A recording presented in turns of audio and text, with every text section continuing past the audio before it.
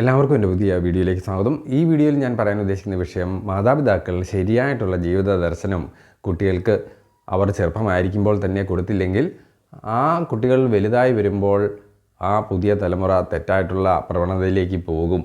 അപ്പോൾ അതിനൊരു ഉദാഹരണമായിട്ട് എനിക്ക് പരിചയമുള്ള ഒരു നാട്ടിൽ അവിടെ ഒരു വീട്ടിൽ അപ്പനും മകനും ഒരു ദിവസം ഗാർഡൻ്റെ മുന്നിൽ അവർ നിൽക്കുകയാണ്. കാരണം അവർ ഗാർഡൻ നഴ്സറിയിൽ നിന്നും പണം കൊടുത്ത് വാങ്ങിയ വളരെ നല്ല വിലപിടിച്ച ചെടികളുണ്ട്. അപ്പോൾ വളരെ മനോഹരമായിട്ടുള്ള വളരെ അപൂർവമായിട്ട് കാണപ്പെടുന്ന പലതരം ചെടികളെല്ലാം ഉണ്ട്. വളരെ നല്ല ഗാർഡനാണ്.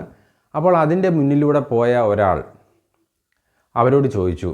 അന്നേരം ഈ അപ്പൻ പറഞ്ഞു, ഇതിൻ്റെ ചെറിയ തൈ മാത്രം ഗാർഡൻ നഴ്സറിയിൽ നിന്ന് വാങ്ങിയാലേ ഉള്ളൂ ആ ചെടി വളരുകയുള്ളൂ, അല്ലാതെ കമ്പ് വെച്ച് കഴിഞ്ഞാൽ ആ ചെടി പിടിക്കത്തില്ല എന്ന് പറഞ്ഞു. അപ്പോൾ അയാൾ അങ്ങ് പോവുകയും ചെയ്തു. അത് കഴിഞ്ഞ ഉടനെ ഈ മകൻ അപ്പനോട് ചോദിച്ചു, അതെങ്ങനെ ശരിയാകും അപ്പ? നമ്മൾ ഈ വീടിൻ്റെ പുറകുവശത്തും വശത്തുമൊക്കെ ആയിട്ട് ഈ ചെടി തന്നെ കമ്പ് കുത്തി കുറേ വെച്ചിട്ടുണ്ടല്ലോ, അതിനകത്തൊക്കെ പൂവും വന്നിട്ടുണ്ടല്ലോ, പിന്നെ എന്തുകൊണ്ടാണ് അപ്പൻ ഇങ്ങനെ പറഞ്ഞതെന്ന് ചോദിച്ചു. അന്നേരം അയാൾ പറയുകയാണ്, നാം കാശ് കൊടുത്തു വാങ്ങി, അത് നമ്മുടേതാണ്. മാത്രമല്ല നമ്മുടെ ഈ നാട്ടിൽ ഇത്രയും നല്ല ഗാർഡനുള്ള വീട് നമുക്കേ ഉള്ളൂ. അത് മറ്റുള്ള നാട്ടുകാർക്ക് കൊടുത്തിട്ട് ഈ നാട് മുഴുവൻ വ്യാപിച്ചാൽ പിന്നെ നമുക്കെന്താണ് പ്രസക്തി? അതുകൊണ്ട് നമുക്ക് കാണാൻ വേണ്ടി നമ്മുടെ നാട്ടിൽ വേറിട്ട് നിൽക്കാൻ വേണ്ടിയാണ് നമ്മൾ ഈ ഗാർഡനിങ്ങിനെ ഉണ്ടാക്കിയിരിക്കുന്നത്. ഇത് തന്നെ, ഈ ചെടികൾ തന്നെ മറ്റെല്ലായിടത്തും വ്യാപിച്ചാൽ പിന്നെ നമ്മൾക്ക് ഒരു പ്രശസ്തിയോ അല്ലെങ്കിൽ നമുക്ക് അതിനകത്തൊരു പ്രസക്തിയോ ഇല്ല എന്ന് പറഞ്ഞു. അപ്പോൾ മകനൊന്നും മിണ്ടിയില്ല. പക്ഷേ മകൻ്റെ മനസ്സിൽ ഒരു ചെറിയ വിത്ത് നടുകയാണ് ചെയ്തത്. എന്താണ്?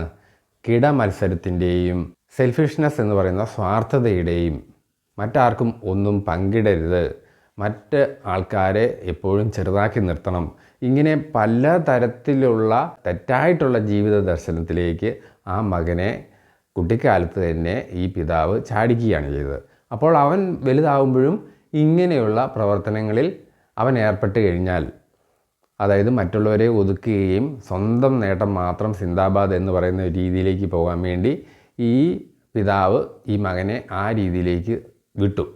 ഇത് തന്നെയാണ് നമ്മുടെ ഈ ലോകത്ത് പലയിടത്തും സംഭവിക്കുന്നത്. അതായത് കുടുംബങ്ങളിലെ തെറ്റായ ജീവിത ദർശനം ഈ കുട്ടികൾ വലുതായി വരുമ്പോൾ അവർ ലോകം മുഴുവനും വ്യാപിപ്പിക്കും.